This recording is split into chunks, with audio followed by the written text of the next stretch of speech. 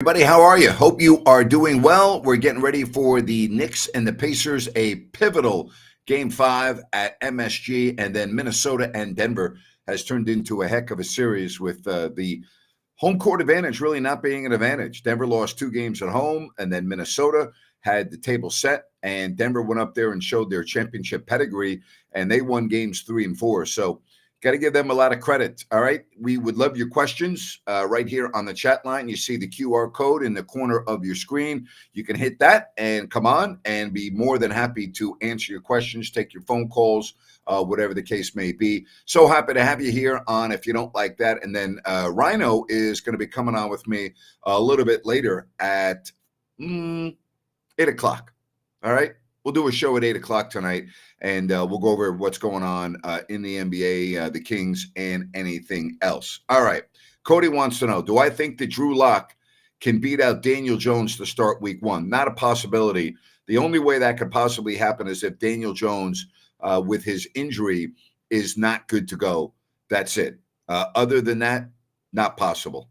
Thank you, David. Good to be back. As far as the Giants, they have invested way too much into Daniel Jones. And, this is the year for him. Obviously, they went out and got Malik Neighbors from LSU. He is a dynamic wide receiver. The Giants obviously have a different look in the backfield. The Saquon Barkley has gone to Philadelphia. But no, Drew Lock, I would say the only way Drew Lock can start for the Giants week 1 is if Daniel Jones is unhealthy. That's it. Not happening. No other way. No other way at all. All right. Love your questions. If you want to call the show, you can get on as well. Who do you think wins tonight's Knicks-Pacers game 5? Listen, game 3 was close. The Knicks could have very easily won that. Game 4, a blowout. I think the energy at Madison Square Garden will take care of any fatigue that the Knicks have. The Knicks and the Pacers historically have had great series. And I don't think anyone thought that this would be a quick series. And it certainly does not look like it's going anything in that direction. I mean, to me, this has got 7 written all over it. And game 7 for the right to move on, would be pretty amazing, a game at Madison Square Garden. So we've got all of that.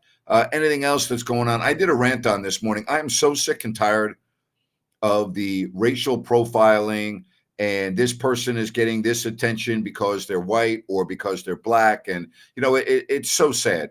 Our society in this country is so messed up. It really is. I mean, it is just so backwards.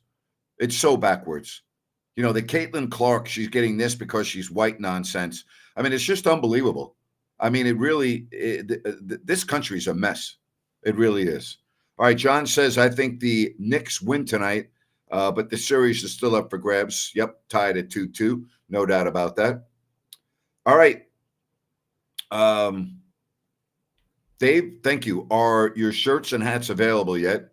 I would be proud to wear it. We do have some merch available on my website, ifyoudon'tlikethat.com. I've got some new merch that's going to be coming out here over the summer. So just keep that in mind. But yes, there is some merch available on my website, ifyoudon'tlikethat.com, or you can go to grantnapier.com, Napear. It's all there for you. All right. So when you think about the NBA playoffs, the TV contracts that are being negotiated, including what looks like maybe streaming, which is going to be the new wave of pro sports. You see it in Major League Baseball. You saw it in the playoffs with the game only available on Peacock when the Chiefs played. I can't even remember who the game was against. But it's the way it's going to be. I also did a rant on this about I'm trying to think of the adjective here. The gaudiness, the absurdity of Fox to have a special release with Michael Strahan in the Fox studio next to Tom Brady, breaking down who's going to be the week 1 assignment for Brady, and a game involves the Cowboys. Who cares? Really? And I got to listen to Tom go gaga over America's team, who haven't been relevant since Brady was a freshman at Michigan. Seriously? I mean, that's where we're going now with Tom Brady and Fox. I mean, it's a joke. It's a joke. It's just an absolute joke. Here's what I do know. Brady better be damn good in week 1. And I don't care that he's never done a game before. He's the number 1 analyst. They're paying him like that. Nope. I'm not giving him a benefit of the doubt at all. Better be real good in the first week. Better be real good. But seriously, I mean, unbelievable. All right, here's one. Anthony says, streaming games suck now. You have to pay all these different apps to watch a game. Well, you better get used to it because that's just the way it's going to be. That is not only the wave of the future, it's the present and the future. Cody wants to know how big of a loss is Fletcher Cox and Jason Kelce for the Eagles. Huge.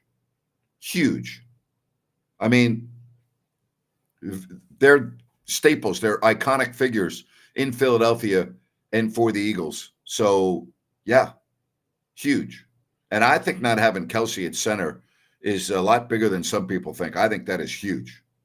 So, yeah, absolutely. NFL schedule, we'll know in a little bit, 24 hours. So we'll be able to break down the games. I guess we already know that Aaron Rodgers and the Jets are going to be opening up on the road in San Francisco Monday Night Football.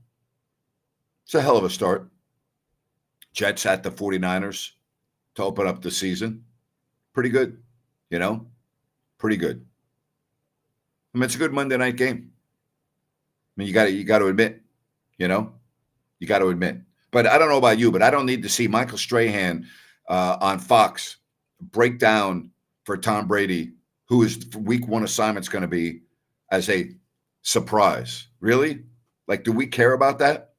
You think that the people that are football fans care that Brady's first game is the Cowboys and the Browns? I don't care about that. Why would I care what Tom Brady's week 1 assignment is in May? Seriously? Like, that's something that Fox thinks interests me? I don't care. What difference does it make? I mean, they're going to start promoting this type of crap in May? I mean, just wait till the schedule comes out, right? Just wait. And Fox is going to jam it down your throat. Unbelievable. Grant, who is Tom Brady's play-by-play partner? It's Kevin Burkhardt. I don't even know what else to say. I really don't. What the networks are paying their analyst is absurd. And you want to know why there are so many layoffs at our sports networks and TV networks? That's why. Because you're paying your talent $1 million a game. Why do you think ESPN has had so many layoffs? Look at what they're paying Troy Aikman and Joe Buck. Look at what Fox is paying Tom Brady. They're going to have massive layoffs upcoming. Look at what CBS has had to do with their layoffs because of what they're paying Tony Romo. It's ridiculous. It's absurd, It's ridiculous. It's a really good one. The only announcer that I can ever think of that I tuned in specifically to hear was John Madden. I think there's a lot of truth to that. I think Madden and Summerall in particular, you were like, I got to watch that. And I would agree with what you just said about Madden.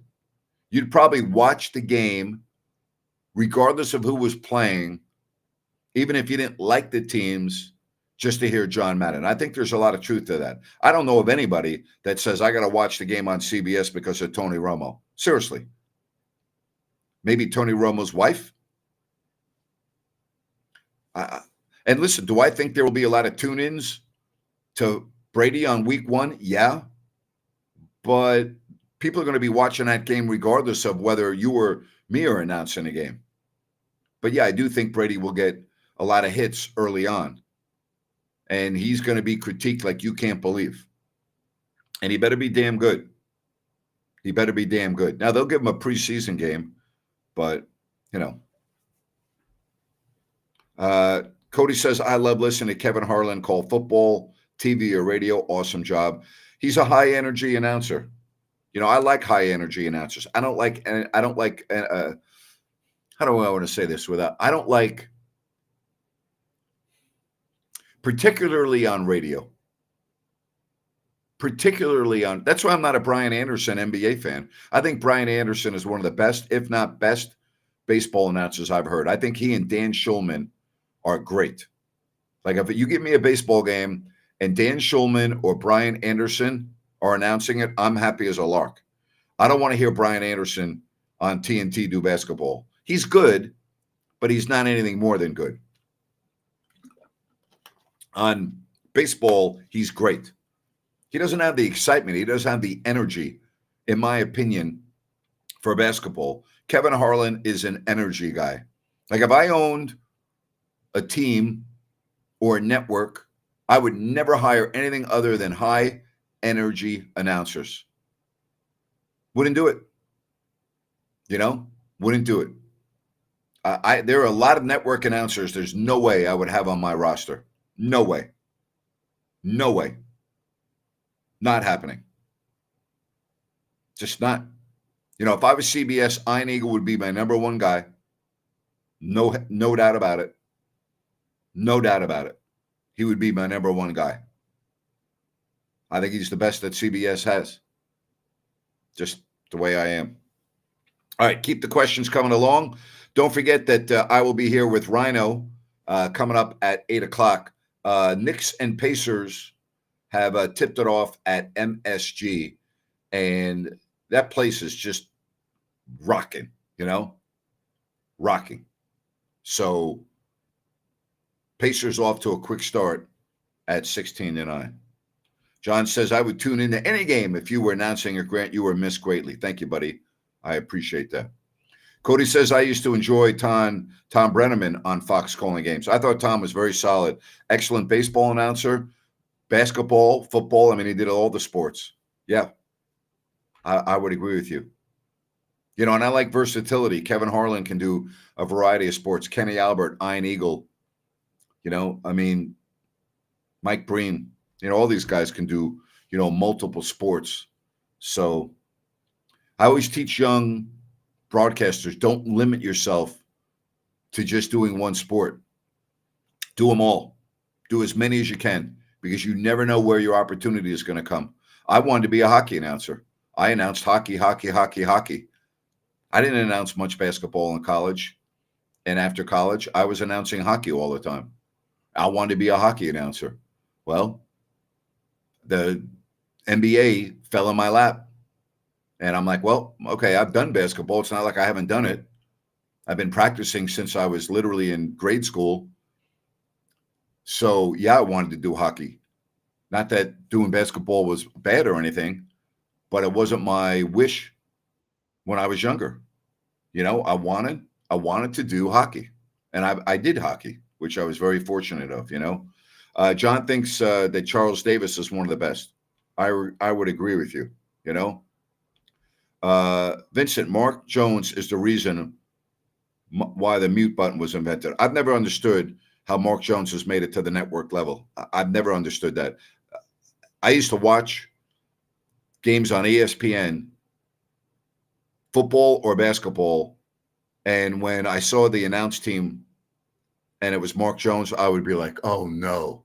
I don't get it. I don't get it at all. Dorian, so great to have you on the show. How are you today, buddy? Hey, Graham, I'm doing really awesome, man. What about yourself? I'm doing well. It's good to have you on. Thank you, man. I appreciate your content. I'm really sad that the Kings aren't in the playoffs right now. I haven't really watched much basketball, but, I'm excited to see what they do during the offseason. Grant, I wanted to call you because, I don't really watch football anymore. Obviously, you know me. I played football, Division I. And I know this whole Tom Brady thing and announcers and this, sports is really fascinating right now because it's going through a really big change.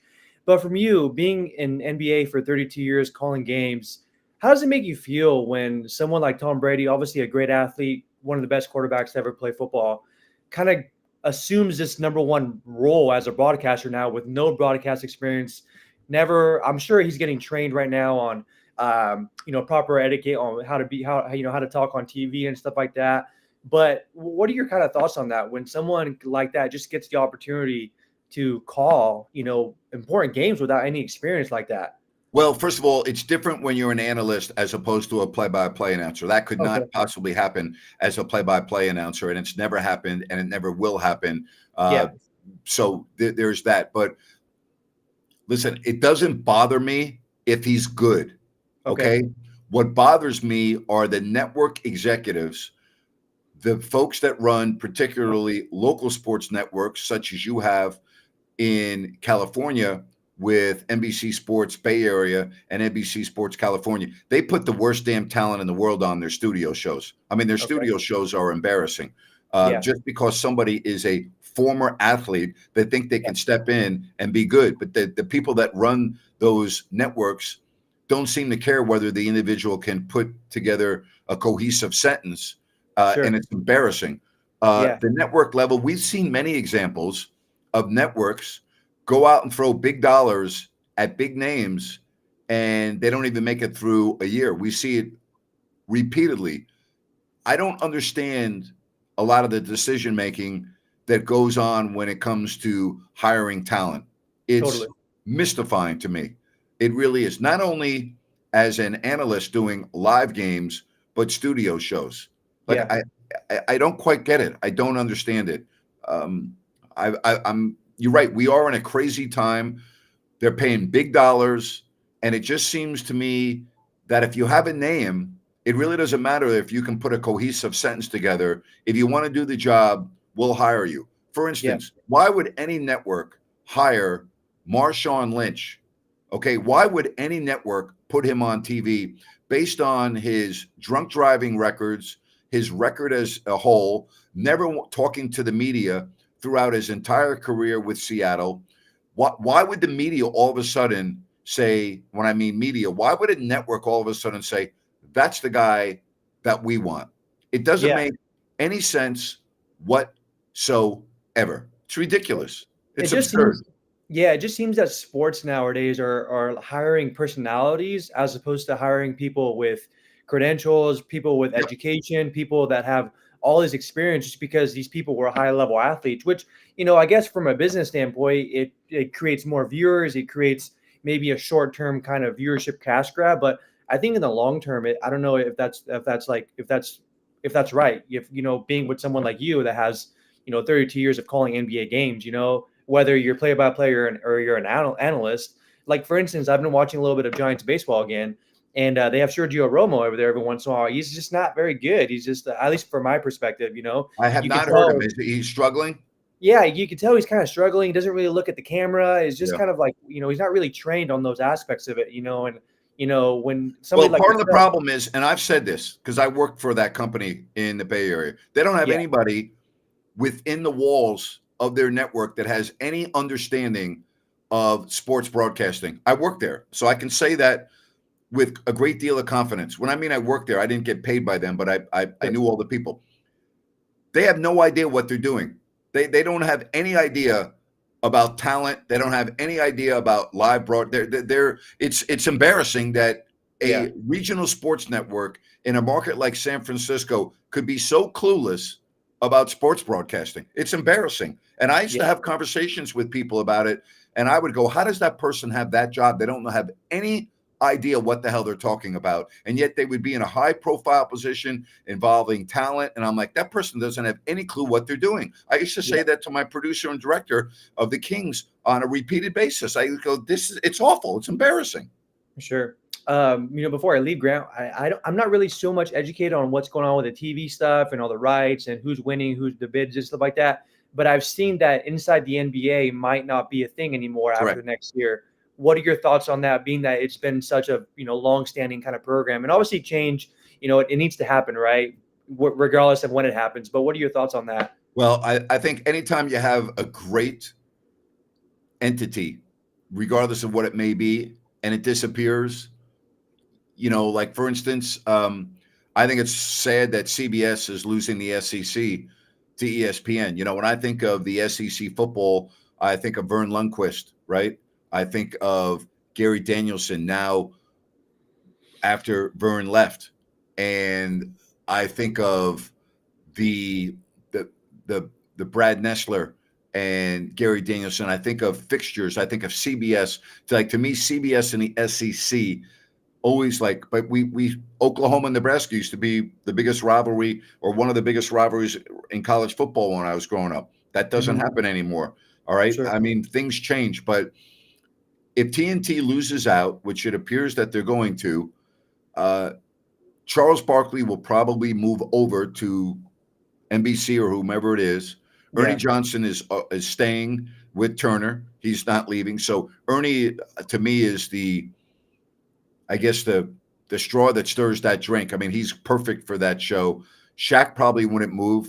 I don't know about Kenny Smith. So yeah, it would be the end of one of the great runs in TV sports history. No question about that. That's not even debatable. It would be the end of one of the great runs in the history of sports television. Yeah, they're definitely really entertaining. Before I go, Grant, obviously it sucks to see the Kings not be in the playoffs, man. But I know we know we the people that follow you and engage in your content, they know what your thoughts were about the in-season tournament. And I was really fascinated by everyone kind of being so excited that, the Lakers won the in-season tournament, blah, blah, blah. But how important is it? Obviously not important enough for you to have your job after you finish the season. That was pretty unfortunate to see Darvin Ham, being released, after winning the in-season tournament when a lot of people were like, man, this is such a big deal, right? But it's really not, obviously not enough for you to have your job at the end of the season. It means nothing. It's a moneymaker for the NBA, and it's their way of trying to cut into the dominance of the National Football League. Most people don't even start watching the NBA until Christmas. And so the NBA thought it would be cute to have an NBA or an in-season tournament in the end of November and December, which would hopefully cut into some of the audience of the NFL. Sure. Personally, I know very few people that really got into the in-season tournament. To me, it just is nothing more than a gimmick. That's how I looked at it. To me, it's a gimmick. Yeah, totally. Well, thank you so much, Grant. I really appreciate you, man. Appreciate you, man. If you're You're the watching, best. please hit the like button. Please subscribe. If you don't like that.com for some merch. We appreciate you, Grant. Go Kings, man. You're the best, Dorian. Really appreciate you. Take care. Bye-bye. Oh. It's a good conversation there. I'm just amazed. Like if I was going to start a new career, I would love to work with talent. I really would. I would love to be a talent coach because I think I could help so many announcers because they don't have anyone to teach them just basics. And I know I know because I've helped out other broadcasters in the past with simple tips. I really know I could make a difference. And I that's something that if an opportunity ever presented itself, I probably would look at it. I probably would. And I've mentored announcers and I've worked with announcers. And there are so many things. Listen, you only know what you know, right? You only know what you know. You can't. It's like anything else in life. You learn from people that have done it before you. I learned from, Marv Albert and other network announcers that worked with me and helped me out and reviewed my work and gave me tips. And I studied it. I used to study announcers and I used to watch games, not for watching games. I used to watch games to listen to the announcers. Very often I was not paying attention to what was going on the field or on the court as much as I was listening to announcers. And it's funny, I used to work with a guy named Mike Odino, one of my dear friends, who was the director at Channel 31 News when I got there in 1987. And Mike wanted to be in sports. And eventually he was in sports. He was my producer for years with the Kings and then went to do the Padres and did a lot of college football. And now he's in Detroit doing the Pistons and the Tigers. And before that, he was in Milwaukee. And he's one of the best. And Mike and I used to watch games at Channel 31, waiting for the news to come on. We'd be watching Monday Night Football, or we'd be watching other games. And Mike would start yelling at the screen. I'm like, what are you talking about? He goes, I'm talking about the way they're cutting the game. He goes, Napes, I'm not really watching the game. I'm watching how they're cutting the game. Cutting means what shots they're using, what camera angles are they using this shot. And I was like, fascinating. Mike was studying directors and how they cut the game and how they produce the game. And I was like, man, that is phenomenal. And now Mike's the best. I mean, if I could do a game and I could only have one person in the truck, one person that I could choose, there would be two people that I would choose.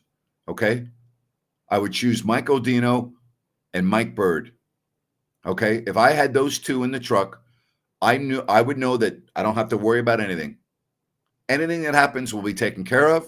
Any problems that come up will be dealt with. You know, Mike Bird did the Kings for many, many years, you know, as the director. If I could have Birdie and Odino in my truck, producer and director, I'd have the greatest telecast you could possibly have. Period. Those are the two guys. And I've worked with a lot of people. But you give me those two individuals, and as an announcer walking into an arena, I have no worries. Any technical issues? No worries. Anything comes up in the middle of the game? No worries. Going to have every aspect covered? No worries. Love that, you know? So, which former NBA players are you friends with? How much time do you have, Dave?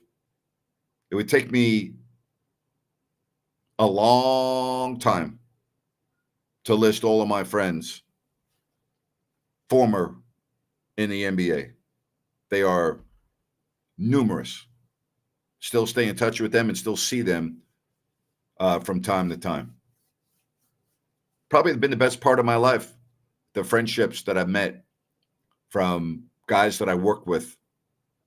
And a lot of the guys that I don't stay in touch with, if I ran into them at an airport, at a town, and I just bumped into them, we could sit and talk for hours and have a blast and bring back memories. One of the greatest evenings that I've spent was the final game at Arco Arena when the Kings brought in so many former players and coaches.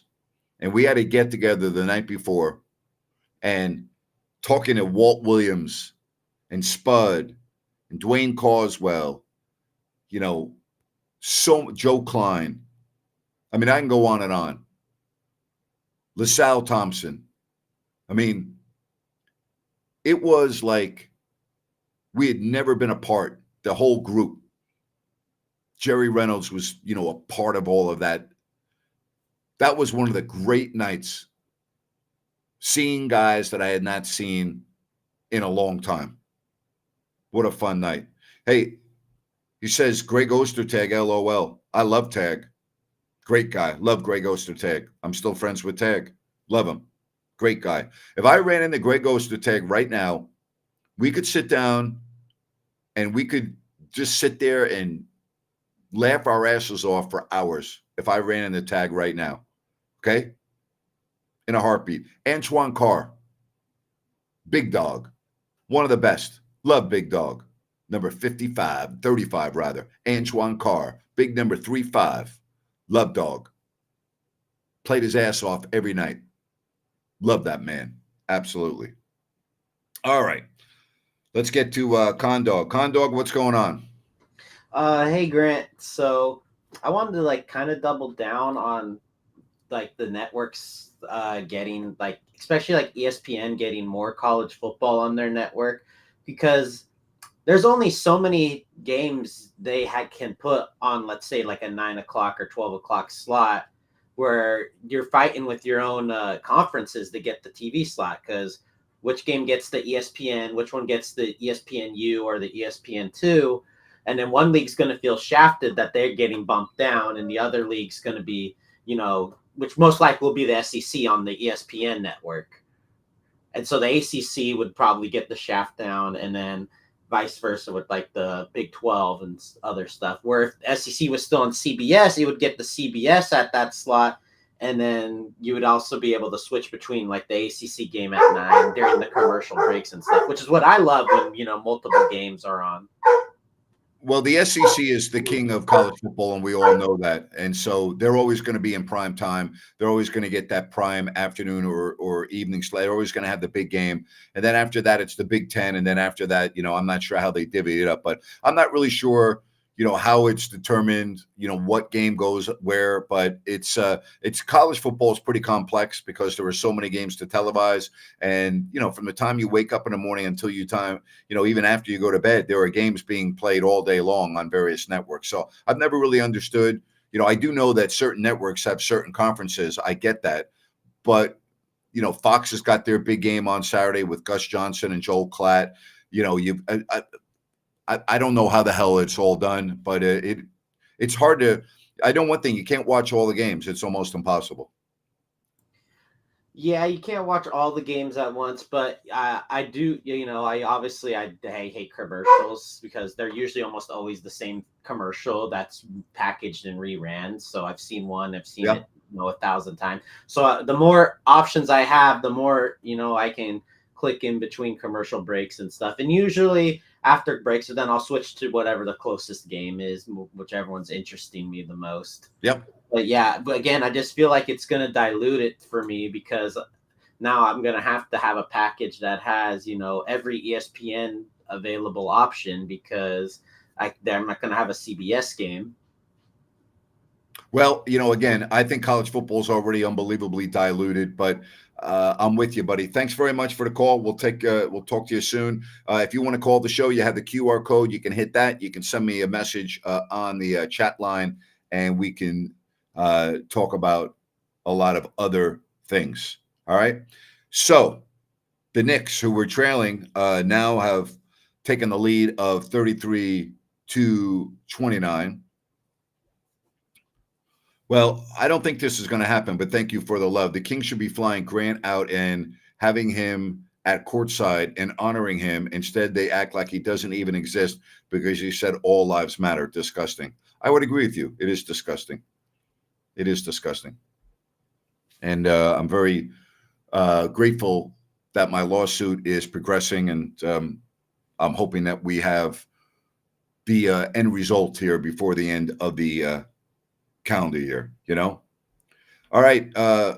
Brandon says, Grant, you made some bad Kings games enjoyable to watch. The Clowns now, not so much. Appreciate the love. I announced a lot of losing basketball over 32 years. I always approached every game the same and always try to have fun with it and always try to be honest. And, just the way it is. Let's not get political on the show with all lives matter, Black Lives Matter.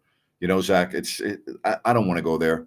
I don't want to go. I don't want this show to go political with Black Lives Matter, all lives matter. I think most people that have a brain in their head understand that all lives matter could not be true if the lives of Black people didn't matter, right? All lives matter, every single one is. There's no gray area in those 6 words. There's no gray area at all. So, let's not go there. All right. Okay. All right. If you want to hit the show, just hit me up. We can do it. I also want to tell you about one of my sponsors and what's going on out at Sunrise Landing from Blazona Development. Just go to CalusaSunrise.com. That is CalusaSunrise.com and check out Sunrise Landing. 6 models to choose from, various lot sizes, adjacent to the Calusa Country Club, great access to I-5, Highway 45, Highway 20. Check out these beautiful homes. Go to CalusaSunrise.com and check out Sunrise Landing. All right, it's all there for you right on the website. Much more information at CalusaSunrise.com and Sunrise Landing. Hey, don't forget, coming up a little bit later, right here on If You Don't Like That. 8 o'clock, Rhino in Sacktown. Have I ever had any interactions with Barry Bonds? I have in spring training, and I would say that in all of my years of covering professional sports, okay, all of my years of covering professional sports, I've never been around an athlete as disrespectful as Barry Bonds. Never. Most disrespectful athlete that I've ever been around. Ever. You know? Can I speak on my thoughts on Bronny James? I don't care what his last name is. I don't care if it's James. I don't care if it's Jordan. I don't care what it is. Okay, once you get into the NBA, you can either play or you can't play. Okay? And this package deal, if you draft me, I'll come play for you, LeBron, is not going to fly. Okay? Because at the end of the day, professional sports is about putting players on the court that can play. Now, I don't know whether he can play in the NBA or not. I have no idea. But what I do know is once he comes into the NBA, really doesn't matter what his last name is. Okay? Either play or you can't play. There you have it. Grant, what do I think the Kings need to do to improve? Well, first of all, they got to keep Malik Monk. And if not, then they're going to have to get very creative. They're going to have to get very creative. That's the first thing they're going to have to do. They are going to have to get very, very creative. All right. Again, don't forget, 8 o'clock, Rhino, right here on If You Don't Like That. We'll go over what's going on in the Knicks game. It is now 38-32. A high-scoring first quarter. Surprises me. Surprises me. Brunson with 10, Hart with 10. Brunson's unbelievable. Really. It's interesting because the Pacers are shooting 58%. They made 4 or 5. And the Knicks are shooting 60%, and they made 4 of 9. Again, I didn't expect this type of scoring in the first quarter. All right? Man, there's a lot of points going on. A lot of points going on. All right, we'll wrap up this show. Love being here with you. And again, we'll be back at 8 o'clock tonight. Rhino in Sacktown. Yours truly, right here